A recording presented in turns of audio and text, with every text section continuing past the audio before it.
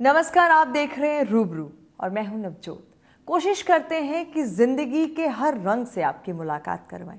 इसीलिए इस खास कार्यक्रम में आपकी मुलाकात करवाते हैं कुछ खास पर्सनालिटी से, लेकिन जिनसे मैं आज आपकी मुलाकात करवाने वाली हूं वो बिल्कुल अलग हैं। वो हैं जो शायद दूसरों को जिंदगी जीने का सबक देती हैं। वो हैं जो बताती हैं कि ज़िंदगी को किस खूबसूरती से जिया जाता है। क्योंकि आज इस तेज़ रफ्तार ज़िंदगी में इंसान तो कहीं आगे निकल गया, लेकिन शायद ज़िंदगी बहुत पीछे छूट गई है। लेकिन ना तो इनकी ज़िंदगी पीछे छूटी और ना ही इनकी रफ्तार कम हुई। तो मैं बात कर रही हूँ दीपा मलिक की। आपका स्वागत है हमारे इस खास कार्यक्रम में दीपा। इतने खूबसूरत शब्द कहने के लिए आपका धन्यवाद। Thank you so much. बहुत लोगों के लिए रोल मॉडल हैं दीपा मलिक। अर्जुना अवार्ड विनर हैं, पैरा एथलीट हैं। ज़िंदगी ने बेशक इन्हें मुश्किलों भरा सफ़र ज़रूर दिया, लेकिन जिस हौसले से दीपा ने अपनी ज़िंदगी का सफ़र ये तय किया है, वो शायद आपको और मुझको भी ये सोचने पर मजबूर करता है कि ज़िंदगी को जिया जाए तो कैसे। दीपा, शुरुआत करेंगे, बात ज़िंदगी की करते हैं तो ज़िंदगी का हर रंग आपने देखा, बिल्कुल। वो दौर भी देखा ज़िंदगी का और ये दौर भी देखा, क्या कहेंगी? मैं ज़िंदगी के बारे में अपनी कविता की कुछ पंक्तियाँ कह के बताऊंगी कि कदमों को रुकना मंजूर न था, कदमों को रुकना मंजूर न था, राहें और भी तो है, तय तो करना है तो क्यों ना हंसकर, ज़िंदगी एक सफ़र ही तो है। तो अब जो मेरा अपना एक थॉट प्रोसेस है, मैं ये कहती हूँ कि मैंने अपने जीवन के उतार चढ़ाव देखे। अपनी बीमारी से मैं आज तक भी जूझ रही हूँ, क्योंकि मैं ट्यूमर का एक रेपिटेटिव केस हूँ स्पाइनल कॉलम में, और मेरा ट्यूमर का ट्रीटमेंट, मैं हर रोज़ सुबह उठती हूँ तो पहली प्रार्थना ये होती है कि हे ईश्वर, आपने मुझे ये दिन और दिखाया। ट्यूमर्स के बार बार आने के बावजूद मैं ये ज़िंदगी बोनस पे जी रही हूँ और मैं बहुत खुश हूँ। और मैंने ये सीखा है कि ज़िंदगी वो एकमात्र त्योहार है जो तारीखों की पाबंद नहीं होती, उसको हम रोज मना सकते हैं।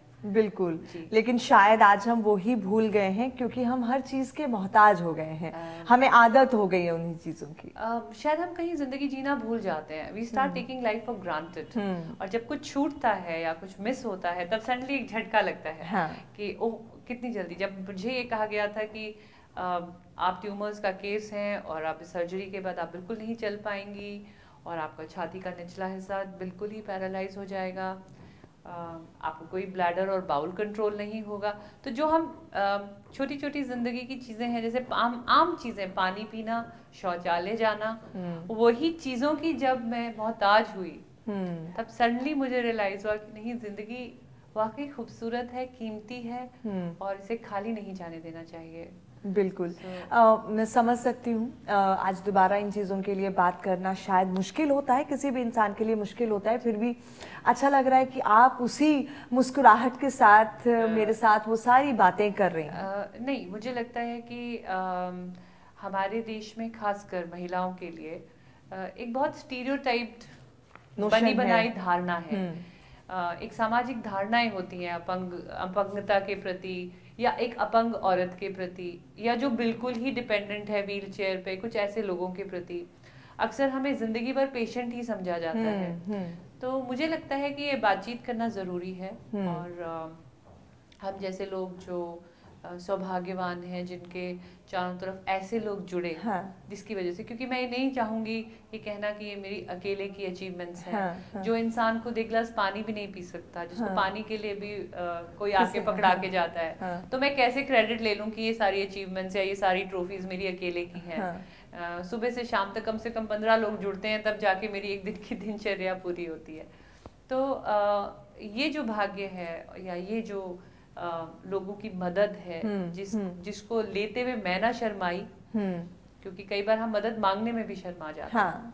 तो और दूसरी चीज, मैंने अपनी अपंगता को स्वीकारा है। इस अपंगता के साथ जो शरीर में कमियां आई हैं, उन्हें स्वीकारा है, और उन कमियों की पूर्ति के लिए लोगों से मदद मांगने में मैंने शर्म नहीं करी है। मैंने लोग जोड़े हैं अपने साथ।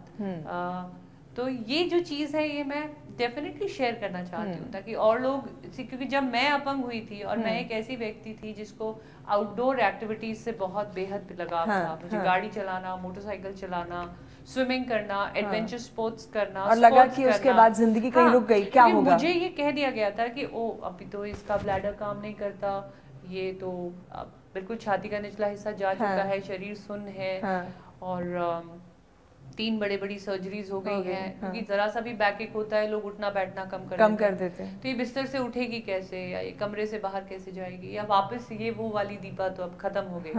तो ये चीजें मुझे हर्ट भी करती थी, दुख भी देती थी। और जब मैं पलट के ढूंढती थी कि मुझे भारतवर्ष में कोई एक ऐसी महिला नजर आए या मिले जिनको मैं देखकर कुछ सीखूं, तो ऐसा आउटडोर एक्टिविटीज वाला विद इन माई कंट्री मुझे कुछ मिला नहीं। तो इंटरनेट का सहारा लिया और विदेशी सपोर्ट ग्रुप से मैंने वार्तालाप करी या बातचीत करी। तो फिर वो कड़ियां जुड़ती चली, फिर सीखा। सबसे बड़ी बात हमने सीखा, वो सीखना बहुत जरूरी था। स्पोर्ट्स में आपने कहा कि इंटरेस्ट आपका शुरू से था, उसके बाद फिर कड़ियां जुड़ती चली गई और ऑप्शंस, आपको अपॉर्चुनिटीज मिली। जाहिर तौर पर वो आसान नहीं था, बहुत मुश्किल था। सबसे बड़ा चैलेंज हम जैसे लोगों के सामने आता है वो है इंफ्रास्ट्रक्चर का, बिकॉज मेरे अंदर अगर विल भी है और एक कॉन्फिडेंस भी है, लेकिन अगर जब मुझे बाथरूम जाना है तो फिर एक व्हीलचेयर एमिकेबल बाथरूम तो मुझे चाहिए ही, या कहीं जाने के लिए मुझे रैंप चाहिए ही। सो इंफ्रास्ट्रक्चर का जो एक चैलेंज था उसको बीट करने के लिए या उसको ओवरकम करने के लिए I created an infrastructure of friends. Okay.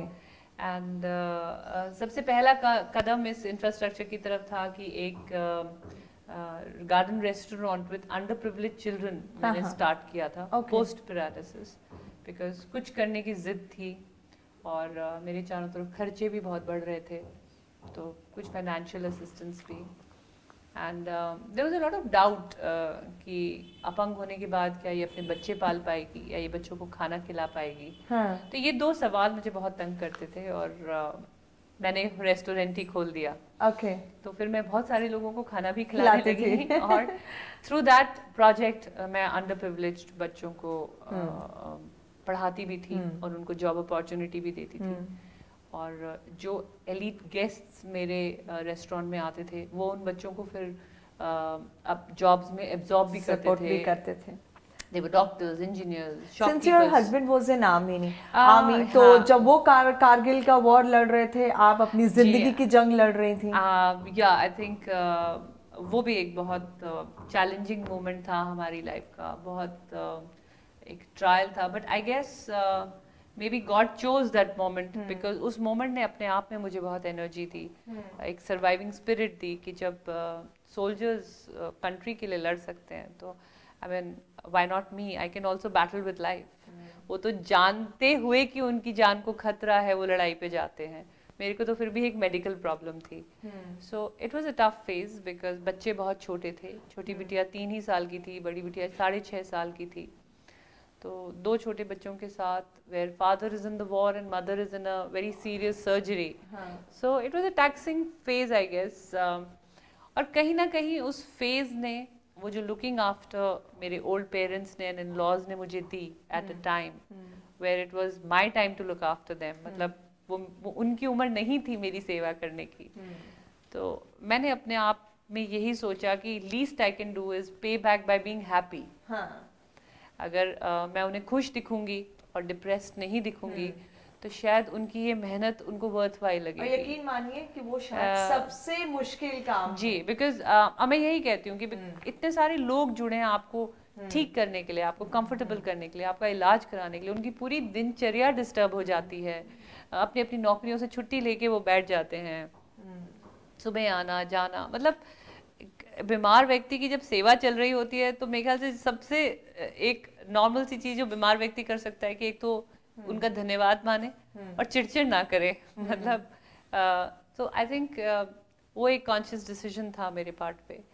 और वहीं से मैंने डिसाइड किया था कि जो भी मेरी रिहैब ट्रेनिंग है, जो फिजियोथेरेपी है, हम लोग क्या करते हैं, हम इलाज करा लेते हैं, दवाइयाँ खा लेते हैं, और जब आपको डिस्चार्ज कर दिया जाता है तो उसके बाद हम उस बॉडी की लुक आफ्टर करना नहीं सीखते। जिसको चश्मा लग जाता है वो रोज चश्मा लगा लेता है क्योंकि वो बहुत आसान है। हम जैसे लोगों को डेली एक्सरसाइजेस करनी पड़ती हैं, डेली रिहैब, अपना ऑक्यूपेशनल थेरेपी सीखनी पड़ती है।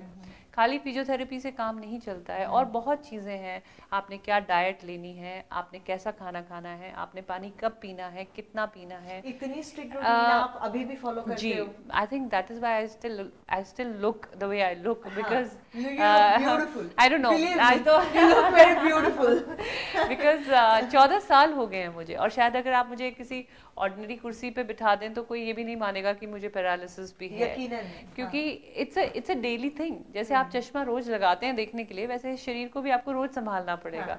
People give up. मेरा मैसेज ये है कि अगर आप एक अच्छी दिनचर्या बना लें, लोग अपने शरीर को सीखें कैसी डाइट लेनी है, और कुछ अडेप्टेबिलिटी लाइफ में लाएं, जो नई चीजें हैं उनको नए तरीके से अडेप्ट करें। तो हम लोग we are scared of change, हम एक्सेप्ट नहीं करते।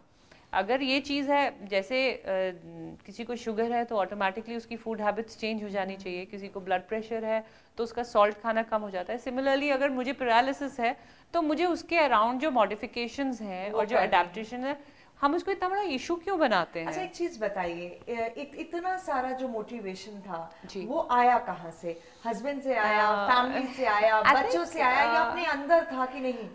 I think I've been brought up in an army atmosphere. To fight. Yeah, so that और प्रैक्टिकली मेरे हस्बैंड के और मेरे फादर के अगर परिवार को मिला लें तो ऐसी कोई लड़ाई नहीं है जो हमारे फैमिली मेंबर्स ने नहीं लड़ी है। आप वर्ल्ड वॉर्स देख लीजिए, because my husband is the third generation. So I think ये fighting spirit and will to fight back is inherent.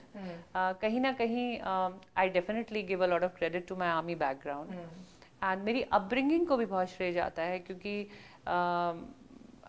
a child is nothing but you know a reflection of his parents. तो यानी जिद है कि कुछ करना है तो फिर करना है, वो जज्बा होना चाहिए। Absolutely. अच्छा, आपने स्विमिंग भी की, आपने बाइकिंग भी, बाइक पर भी आप बैठी, सवारी भी की, फिर आपने कुछ इस तरह की स्पोर्ट्स को भी ट्राई किया, यानी कुछ छोड़ा नहीं है आपने?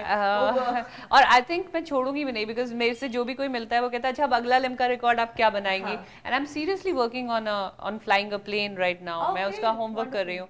आई थिंक मेरे लिए ये रिकॉर्ड्स या ये activities are more like a shock treatment to the society, to help change a few stereotypes. जब भी मैं कुछ ऐसा अलग करती हूँ तो नेचुरली जैसे आपकी क्यूरियोसिटी है या मीडिया की क्यूरियोसिटी है, बिकॉज लोगों तक रीच आउट करने के लिए एक सोर्स है। I think the best source is media. And कोई आपके बारे में क्यों लिखना चाहेगा या कोई आपको टीवी पे क्यों दिखाना चाहेगा? जरूरी ये है कि उसके लिए आप चाहते हैं कि you stand out for everyone. Yes, आपको कुछ अलग करके दिखाना है, जो एक नींद में से झटका दे लोगों को कि भाई अरे इस शरीर में ये भी होता है, अरे इस शरीर में ये भी होता है। तो कुछ ना कुछ तो उसका किसी ना किसी के दिमाग में याद तो रहेगा। या और असर होता भी है। जब मैंने कार रैलीज करी तो कम से कम 29 से 30 लोग हैं जो अब गाड़ी चलाने लगे हैं मेरी कंडीशन में, मुझसे पूछ कर। अच्छा, आपने रोडीज में भी पार्टिसिपेट किया? हाँ, मेरे को एक्सपीरियंस देन बहुत अच्छा लगा, क्योंकि सबसे मज़ेदार बात दो थी। ऑफ कोर्स रोडीज 5 में जब मैं आई तो मैं एज अ बाइकर आई। मैंने पहली बार अपनी बाइक रोडीज पे चलाई थी। बहुत लोगों को शक था कि दीपा पागल हो चुकी है, ये क्या 36-38 साल की उम्र में मोटरसाइकिल पे बैठना चाह रही है, इसका कुछ भी काम नहीं करता है। लेकिन जब मैंने चलाई तो बड़ी शान से चलाई, और वो भी नेशनल टीवी पे और रोडीज जैसे प्रोग्राम पे चलाई। और 5 वर्ष बाद रोडीज 9 में मुझे दोबारा बुलाया गया।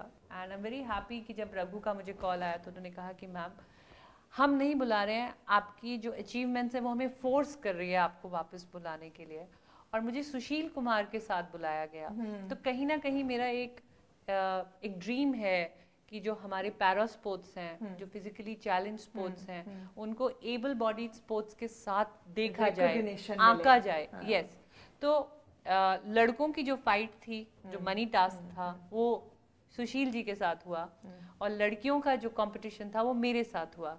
तो कहीं ना कहीं वो प्लेटफॉर्म एक ही हुआ। आपको लगता है कि सरकार की तरफ से जो होना चाहिए, जो फेडरेशन की तरफ से होना चाहिए, जो चीजें होनी चाहिए, वो उतनी हो पाई हैं? देखिए, पॉलिसीज में मैंने खुद काम किया है। I been a member in the 5 year planning commission. Policies बहुत खूबसूरत हैं, सुंदर हैं, बनी हुई हैं, एग्जीक्यूशन स्लो हो जाता है। तो हम यूं नहीं कह सकते कि गवर्नमेंट की कमी है, गवर्नमेंट में काम करने वाले भी तो इंसान हैं। उनका सेंसिटाइजेशन में कमी है, उनका एक responsibility towards execution of that policy में कमी है। कहीं ना कहीं वो अभी भी हमारे खेलों को सीरियस नज़रिए से नहीं देख रहे हैं कि हमें भी लॉन्ग टर्म ट्रेनिंग प्लान चाहिए, हमें भी लंबे कैंप चाहिए, और बल्कि हम जैसे हमारे शरीर में सुविधाएं थोड़ी ज़्यादा चाहिए, मेहनत थोड़ी ज़्यादा चाहिए, फाइनेंशियल सपोर्ट चाहिए, खर्चे ज़्यादा हैं। एक खिलाड़ी नॉर्मली उठता है, खेल के आ जाता है, मेरे जैसे को जाना है तो गाड़ी भी चाहिए, अटेंडेंट भी चाहिए, व्हीलचेयर बाथरूम भी चाहिए, अगर बाथरूम नहीं है तो मेरी टॉयलेट चेयर भी जाएगी तो गाड़ी भी बड़ी चाहिए। So there is lot of other things which are attached. Then एक क्वालिफाइड ट्रेनिंग मेथड अभी नहीं है, ऐसा कोई ऑफिशियल ट्रेनर नहीं है जिसे हम उंगली रख के कह सके कि this particular person is trained to be a physical trainer. क्या फेडरेशन नहीं कर पा रही है बहुत कुछ? फिलहाल तो देखिए सबसे बड़ी शिकायत फेडरेशन से ही है, क्योंकि हमारी जो नेशनल फेडरेशन है उसमें कुछ ना कुछ इश्यूज चल रहे हैं, होपफुली जल्दी सॉर्ट आउट हो जाए, because it is under court stay order. तो जब फेडरेशन ना काम नहीं कर रही होती है तो गवर्नमेंट के भी हाथ या स्पोर्ट्स मिनिस्ट्री के भी हाथ बन जाते हैं, because there is a method of fund transaction, a method of selection for the elite teams. और सबसे ज्यादा सफर इसमें at the end of the day हम लोग जो एथलीट है वो सफर करता है। तो I think execution of policies and long term training plans and advance वो बहुत जरूरी है। हरियाणा सरकार की तरफ से कितना सपोर्ट रहा, गवर्नमेंट स्टेट गवर्नमेंट की तरफ से, क्योंकि आप हरियाणा को बिलोंग करती हैं? आई थिंक मैं आज जहां हूं उसमें सबसे बड़ा हाथ हरियाणा गवर्नमेंट का है, क्योंकि अगर हरियाणा की स्पोर्ट्स पॉलिसी इतनी खूबसूरत नहीं होती, and it is thanks to Haryana sports department जिन्होंने फिजिकली चैलेंज स्पोर्ट्स को सबसे पहले प्रायोरिटी पे रखा और उनको एट पार कैश अवार्ड्स दिए हैं। And even for our national level medals, खाली इंटरनेशनल मेडल्स के लिए ही नहीं, हमें नेशनल मेडल्स के लिए भी लाखों में अवार्ड दिए जाते हैं। तो आई थिंक अगर वो फंड मेरे पास नहीं होता तो मैं अपनी इंटरनेशनल लेवल ट्रेनिंग नहीं सस्टेन कर पाती। तो I am really very happy, हमें हमारे अर्जुन अवार्ड के लिए भी पेंशन मिलती है, और जो पदक लाओ पद पाओ की जो नीति थी उसके अंदर हमें एक गवर्नमेंट जॉब भी दी गई है। मतलब ऐसा सो बहुत, और अब जो नई स्पोर्ट्स पॉलिसी निकल के आई है उसमें और बहुत अच्छी हम लोगों को अपॉर्चुनिटीज हैं। So I'm really grateful to Haryana government and its sports policies. Actually, you proved ability beyond disability. Yes, I think that's शब्दों को आपने प्रूव किया है। कोशिश रहती है जी, बिकॉज मुझे बड़ा बुरा लगता है कि कोई व्हील चेयर पे देख के या तो पहले ऐसे सिंपैथी दिखाते हैं, या फिर वो ये समझते हैं कि हम बीमार हैं। तो ये जो मेरा भी recently I am very happy to declare कि अभी बस 5 दिन पहले ही मेरा चौथा लिम्का वर्ल्ड रिकॉर्ड आया है। क्योंकि मैंने एक ड्राइव करी थी चेन्नई से Delhi, and 4 Limca world records बनने के बाद मुझे silver jubilee adventure award from Limca दिया जा रहा है। So to be chosen as a recipient of an adventure award, मतलब बहुत ज्यादा मेटाफिजिकल कंसीट है। कितना दो बिल्कुल विपरीत चीजें हैं कि एक बिल्कुल पैरालाइज्ड औरत है जो 44 वर्ष की है और उसको देश का एडवेंचर का अवार्ड दिया जा रहा है। सो आई थिंक कहीं ना कहीं जो एक मैसेज लेके मैं चली थी, और पिछले 8-9 वर्षों से जो मेरे परिवार का सेक्रीफाइस रहा है, मेरे हस्बैंड ने फौज छोड़ी मुझे सपोर्ट करने के लिए, मुझे दिल्ली शिफ्ट होना पड़ा, अपना बिजनेस बंद करना पड़ा, बच्चों की पढ़ाई डिस्टर्ब हुई, उनको वहाँ से उठा के हॉस्टल में रखना पड़ा, बड़ी बिटिया की यूनिवर्सिटी चेंज कराई। सो आई थिंक ये सारे सेक्रीफाइस कहीं ना कहीं अब फ्रूटफुल लगता है कि अब that seeds are now bearing fruits. और सबसे ज़्यादा इम्पोर्टेंट जानती हैं दीपा क्या है, और मुझे जो आपसे बात करके लगा है वो ये है कि जो आपकी आंखों की चमक है और आपके चेहरे की जो मुस्कुराहट और खुद पे विश्वास जो झलकता है आपके माथे पर, वो शायद किसी भी इंसान को जिंदगी में बहुत आगे लेके जा सकता है। That's the I think हम लोग क्या करते हैं, हम जिंदगी में शॉर्टकट ढूंढते हैं, एंड डिप्रेस हो जाना, उदास हो जाना, हार जाना I think is the biggest shortcut, because to fight back need struggle, to continue to work hard, to be consistent. ये सब चीज़ें हैं जो actually उनके लिए काम करना पड़ता है। और अक्सर हम देखते हैं कि वो कहते हैं ना, काम का जिक्र की फिक्र कर पर काम ना कर। तो मैं ये कहना चाहती हूँ कि stop living on excuses, life is very precious. And हताश अगर आप कभी होते भी हैं, क्योंकि ज़िंदगी एक सी नहीं चलती है। हाँ। और हम जरूरी नहीं है मुझे कुछ आर्थिक चैलेंजेस आए, मुझे फिजिकल चैलेंजेस आए, हो सकता है किसी की मानसिक परेशानी हो, किसी की कोई जॉब में परेशानी हो, घर में कोई बीमार व्यक्ति हो, माँ बाप की तरफ से, मतलब कुछ भी है, लेकिन I think if you carry it on and keep that thing alive in you, it is possible। क्योंकि लोग हताश होकर, जिंदगी से निराश होकर जिंदगी को ही खत्म कर देते हैं। मुझे अक्सर लोग कहते हैं हाय भगवान ने ऐसे कर दिया, भगवान ने ऐसे कर दिया, और मैं तो भगवान से ऐसे बातें करती हूँ कि जिंदगी तुमने युद्ध बना कर दी तो क्या, जिंदगी तुमने युद्ध बना कर दी तो क्या, हार मान हथियार डाल दूंगी, मैं तो वीरांगना हूँ, डट कर लड़ कर जीत का संग कर लूंगी।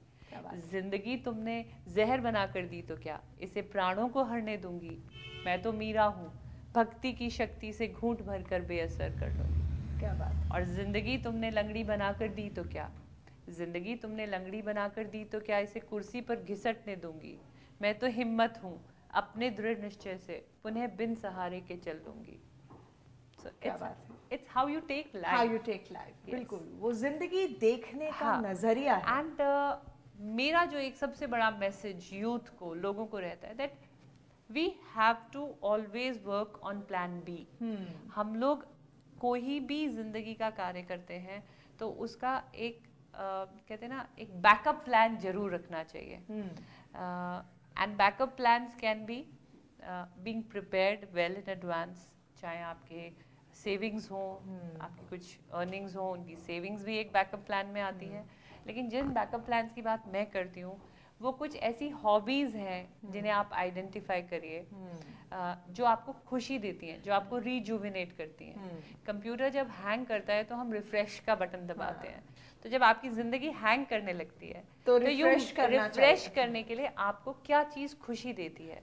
मुझे आउटडोर्स खुशी देती है, मुझे एडवेंचर स्पोर्ट्स खुशी देती है, मुझे ड्राइविंग खुशी देती है, मुझे गाने सुनना खुशी देता है। तो मैं उन सब चीजों का अरेंजमेंट कौन सा गाना है जो बहुत पसंद? आई थिंक मुझे happy songs and romantic songs बहुत अच्छे लगते हैं। आई am very romantic person. That's wonderful. That's why, इसीलिए शायद जिंदगी में इतना रोमांस है। I mean I like life, I love living. I am really blessed कि ईश्वर ने मुझे जीने का मौका तो दिया। At least I am seeing my children grow up. एक साइड में ये सोच के रोती रहूं कि ये नहीं है, ये नहीं है, लेकिन कितना कुछ है। We forget to appreciate our blessings which are around us. I think मेरी लाइफ से अगर वो मैसेज मिलता है दर्शकों को तो मेरे को बहुत बिल्कुल ये सही है। कहीं ना कहीं हम उस तरफ ज़्यादा ध्यान देते हैं जो हमारी ज़िंदगी में कमियां हैं या फिर जो हम हासिल नहीं कर पाए, जो हैं शायद उसके लिए शुक्रिया अदा करना भी हम भूल जाते हैं। That's a tragedy. आगे क्या सोचा है? आगे अभी तो एशियन गेम्स दिख रहे हैं तो 2014 के, और हमारी जद्दोजहद चल रही है कि भाई हमें जल्दी से कैंप में ले लिया जाए, सिलेक्शन ट्रायल्स करा लिए जाए। अपने ओन लेवल पे तो मैं ट्रेनिंग कर ही रही हूँ दिल्ली में ही रह के। एंड दूसरा काम जो अभी रिसेंटली हमने शुरू किया है और डिसेबिलिटी अफेयर्स मिनिस्ट्री ने मुझे उसमें मेंबर भी बनाया है, we are trying to work for special centre for sports, for disability sports. And 1-2 meetings उस पर हो चुकी हैं। ये मेरा बड़ा सपना है देखना कि एक ऐसी प्रॉपर एकेडमी हो जिसमें फिजिकली चैलेंज स्पोर्ट्स को सीरियसली इंटरनेशनल लेवल की फैसिलिटीज देके हमें ट्रेनिंग मिले, बिकॉज टैलेंट बहुत है हमारे देश में। और एक और चीज़ है कि मैंने रिसेंटली एक ड्राइव करी थी, उसको हमने विल ऑन व्हील्स के हेडिंग के अंडर किया था। I want to take will on wheels a step forward, एक उसका चैरिटी फाउंडेशन बना के उसके थ्रू मेरे जैसे लोग जो सपोर्ट मांग रहे हैं, कोई इक्विपमेंट्स मांग रहे हैं या प्रॉपर व्हील चेयर्स मांग रहे हैं या ट्रेनिंग के लिए उनको वो सब कुछ मिल सके। यस, या उनको एक ड्राइविंग एक्सपीरियंस चाहिए to know whether they can drive और नॉट। तो ये सब चीज़ें उसके अंदर इंक्लूड करके इस पूरे फेस में आई एम श्योर ऐसा पीरियड भी आया होगा जब बहुत सारी नेगेटिविटी हावी हो गई या लगा कि अब नहीं अब खत्म है, तब उससे बाहर कैसे निकले? नेगेटिविटी डेफिनेटली आती है, आज भी आती है। मैं ये नहीं कहती कि मैं बहुत सुपरमैन हूँ और मुझे उदासी नहीं आती है। मैं छोटी छोटी चीज़ें भी कई बार उदास कर जाती हैं, जैसे अगर मैं किसी शादी में जाती हूँ और मैं लेडीज़ को बहुत अच्छी साड़ियाँ और हील्स पहन के चलते हुए देखती हूँ, या किसी बारात में मैं अपने रिलेटिव्स को डांस करते हुए देखती हूँ, मैं वो सब चीज़ें मिस करती हूँ। मैं यहाँ पे अपने परिवार के साथ रहना भी मिस करती हूँ। 4 वर्ष हो गए हैं मुझे स्पोर्ट्स की ट्रेनिंग में अलग रहते हुए। तो हताश पल आते हैं जब सिलेक्शंस नहीं हो पाते हैं, या हमारे कैंप्स नहीं लगते हैं, या और भी कई चीज़ें हैं जो आपको अपसेट कर जाती है। लेकिन फिर वही है कि I think if you keep a goal alive, कुछ अपने सामने उद्देश्य रख के अगर हम चले और हमेशा उस उद्देश्य को पाने के लिए एक काम करें, तो I think you get that motivation from with in. और शायद अब एक वो स्टेज आ चुकी है जहाँ पे मुझे पता है कि 10 लोग रोज सुबह मेरा स्टेटस देखने का वेट करते हैं और वो ये लिखकर कहते हैं कि मैम आप हमारी इंस्पिरेशन हो। तो फिर मुझे खुद भी अपने आप को इंस्पायर रखने के लिए मेहनत करते रहना पड़ता है। चलिए, तो अभी आपका जो अगला प्लान है वो तो डेफिनेटली आपने बताया, और साथ ही प्लेन उड़ाना चाहती है, यानी कि दीपा उड़ना चाहती है। क्योंकि मेरे ख्याल से मैंने water based, mountain based and सब कुछ लैंड बेस्ड कर लिया है। अब वैसे मैंने फ्लाइंग फॉक्स किया है ऋषिकेश में जाके, but that was suspended from a cable, it was really not flying in the air. तो